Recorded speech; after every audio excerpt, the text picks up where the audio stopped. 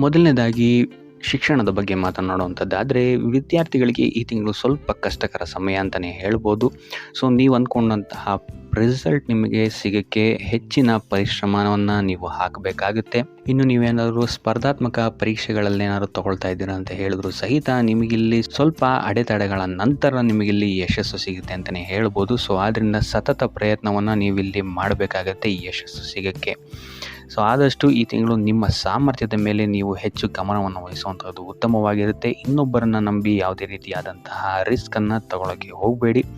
ಇದಲ್ಲದೆ ನಿಮ್ಮ ಗಮನ ಹೆಚ್ಚು ಮನರಂಜನೆಯ ಕಡೆ ಇರುತ್ತೆ ಅಂತಲೇ ಹೇಳ್ಬೋದು. ಸೊ ಇದರಿಂದಾಗಿ ಇಲ್ಲಿ ನಿಮ್ಮ ವಿದ್ಯಾಭ್ಯಾಸಕ್ಕೆ ಸ್ವಲ್ಪ ತೊಂದರೆ ಉಂಟಾಗಬಹುದು. ಇನ್ನು ತಾಂತ್ರಿಕ ವರ್ಗ ಅಥವಾ ಇಂಜಿನಿಯರಿಂಗ್ ಓದ್ತಾ ಇರುವಂತಹ ವಿದ್ಯಾರ್ಥಿಗಳಿಗೆ ಈ ತಿಂಗಳು ಸ್ವಲ್ಪ ಉತ್ತಮವಾಗಿದೆ ಅಂತಲೇ ಹೇಳ್ಬೋದು. ಸೊ ಟೋಟಲ್ ಆಗಿ ನೋಡುವಂಥದ್ದಾದರೆ ಈ ತಿಂಗಳು ವಿದ್ಯಾರ್ಥಿಗಳಿಗೆ ಅಷ್ಟಾಗಿ ಉತ್ತಮವಾಗಿಲ್ಲ ಅಂತಲೇ ಹೇಳ್ಬೋದು.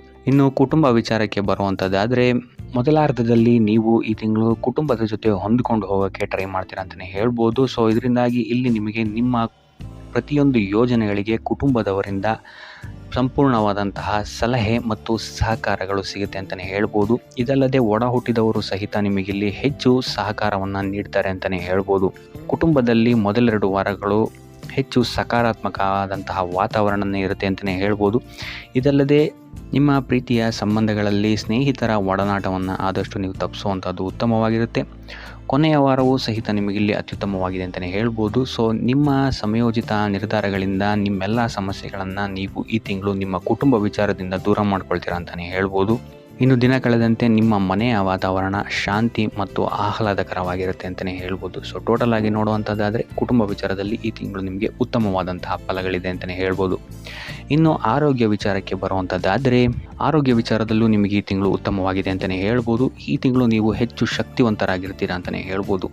ನಿಮ್ಮ ಕೆಲಸದ ಸಾಮರ್ಥ್ಯವೂ ಸಹಿತ ಈ ತಿಂಗಳು ಹೆಚ್ಚಾಗಿರುತ್ತೆ ಅಂತಲೇ ಹೇಳ್ಬೋದು. ಸೊ ಮಾಡುವಂತಹ ಪ್ರತಿಯೊಂದು ಕಾರ್ಯಗಳಲ್ಲೂ ನಿಮ್ಮ ಶಕ್ತಿ ನಿಮಗೆ ಸಹಕಾರಿಯಾಗಿರುತ್ತೆ ಅಂತಲೇ ಹೇಳ್ಬೋದು. ಇನ್ನು ಇದಲ್ಲದೆ ದೀರ್ಘಕಾಲೀನ ರೋಗಗಳಿಂದ ಏನಾದರೂ ಬಳಲ್ತಾ ಇದ್ದರೆ ಈ ತಿಂಗಳು ನಿಮಗೆ ಇದರಿಂದ ಚೇತರಿಕೆಯ ಸಮಯ ಆಗಿರುತ್ತೆ ಅಂತಲೇ ಹೇಳ್ಬೋದು.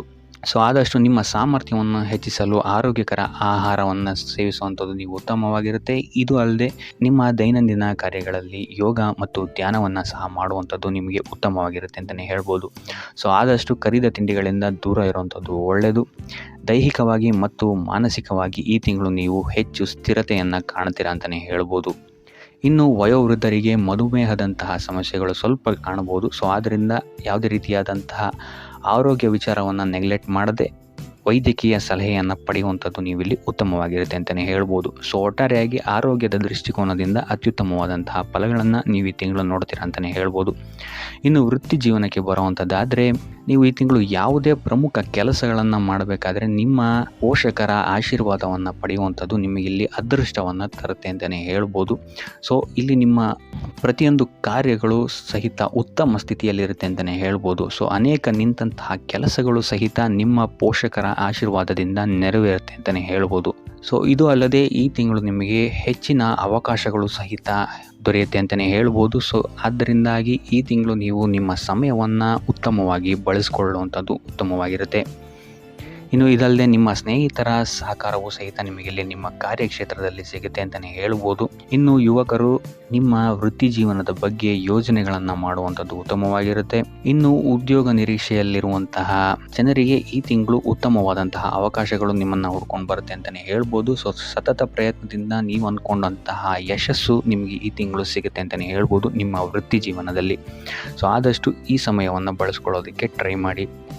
ಇನ್ನು ಆರ್ಥಿಕ ಸ್ಥಿತಿಯನ್ನು ನಾವು ನೋಡುವಂಥದ್ದಾದರೆ, ಆರ್ಥಿಕ ಪರಿಸ್ಥಿತಿ ಈ ತಿಂಗಳು ನಿಮಗೆ ಸ್ಥಿರವಾಗಿರುತ್ತೆ ಅಂತಲೇ ಹೇಳ್ಬೋದು. ಸೊ ಹೆಚ್ಚು ಬಂಡವಾಳವನ್ನು ಹೂಡಿ ವ್ಯಾಪಾರ ಮಾಡ್ತಾ ಇರುವಂತಹ ಜನಗಳಿಗೆ ಈ ತಿಂಗಳು ಸಾಮಾನ್ಯವಾದಂತಹ ಫಲಗಳಿದೆ ಅಂತಲೇ ಹೇಳ್ಬೋದು. ಇನ್ನು ನೀವೇನಾದರೂ ಆಮದು ಅಥವಾ ರಫ್ತು ಏನಾದ್ರು ಮಾಡ್ತಾ ಇದ್ದೀರಾ ಅಂತ ಹೇಳಿದರೆ ಈ ತಿಂಗಳು ನಿಮಗೆ ಉತ್ತಮವಾದಂತಹ ಲಾಭಗಳು ಸಹಿತ ಸಿಗುತ್ತೆ ಅಂತಲೇ ಹೇಳ್ಬೋದು. ಸೊ ಆದಷ್ಟು ಖರ್ಚುಗಳನ್ನು ನೀವು ಈ ತಿಂಗಳು ಪರಿಶೀಲಿಸಬೇಕಾಗತ್ತೆ. ಯಾವುದಕ್ಕೋಸ್ಕರ ಖರ್ಚಾಗ್ತಾ ಇದೆ ಅಂತ. ವ್ಯರ್ಥ ಖರ್ಚುಗಳು ಸ್ವಲ್ಪ ಜಾಸ್ತಿ ಆಗ್ಬೋದು ಈ ತಿಂಗಳು. ಇದಲ್ಲದೆ ನಿಮ್ಮ ಆದಾಯದ ಮೂಲವೂ ಸಹಿತ ಈ ತಿಂಗಳು ಹೆಚ್ಚಾಗುತ್ತೆ ಅಂತಲೇ ಹೇಳ್ಬೋದು. ಆದರೆ ಮಕ್ಕಳ ವಿದ್ಯಾಭ್ಯಾಸದ ವಿಚಾರವಾಗಿ ಈ ತಿಂಗಳು ನೀವು ಸ್ವಲ್ಪ ಖರ್ಚು ಮಾಡಬೇಕಾಗಬಹುದು, ಅಥವಾ ನಿಮ್ಮ ಮನೆಯ ಬದಲಾವಣೆ ಅಥವಾ ಕುಟುಂಬದವರ ಆರೋಗ್ಯದ ಮೇಲೆಯೂ ಸ್ವಲ್ಪ ಹೆಚ್ಚು ಖರ್ಚು ಮಾಡಬೇಕಾದಂತಹ ಪರಿಸ್ಥಿತಿಗಳು ಬರ್ಬೋದು ಅಂತಲೇ ಹೇಳ್ಬೋದು.